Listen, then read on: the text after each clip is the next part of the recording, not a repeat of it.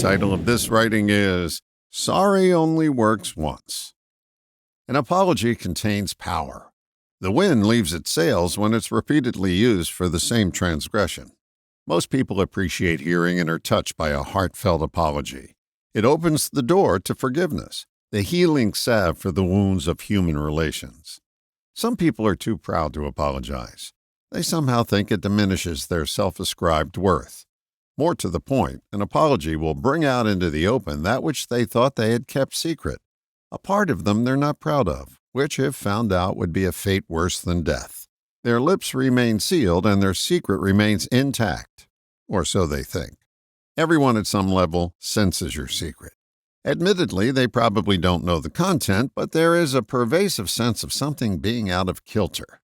Politeness may keep them from probing further, but a part of them is onto you.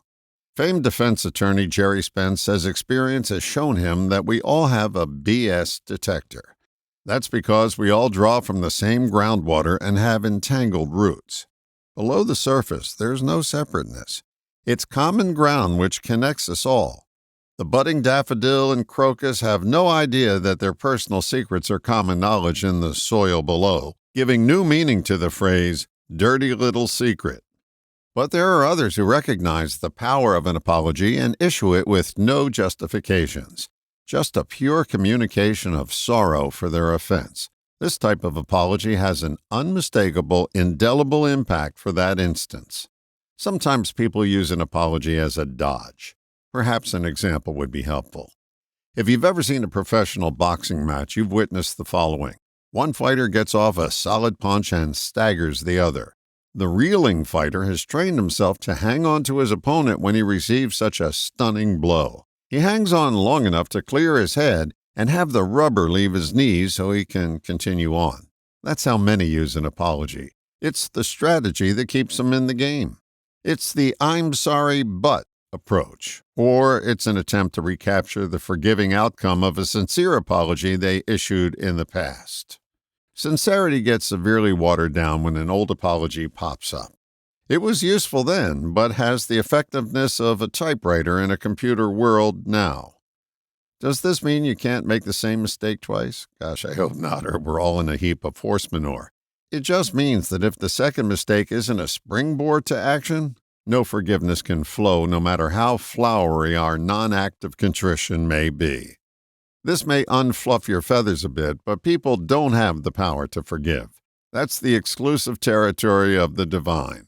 Forgiveness is a gift that flows through us that we can't consciously create. It comes from our source. We can't create it, but we can bestow it when we feel it. An apology without action is a blockage to the flow of forgiveness. If you're issuing it for a second, third, or 27th time, that indicates there was a lack of sufficient action taken on the first. The issuance of this type of apology fools no one. Remember Mr. Spence's astute observation.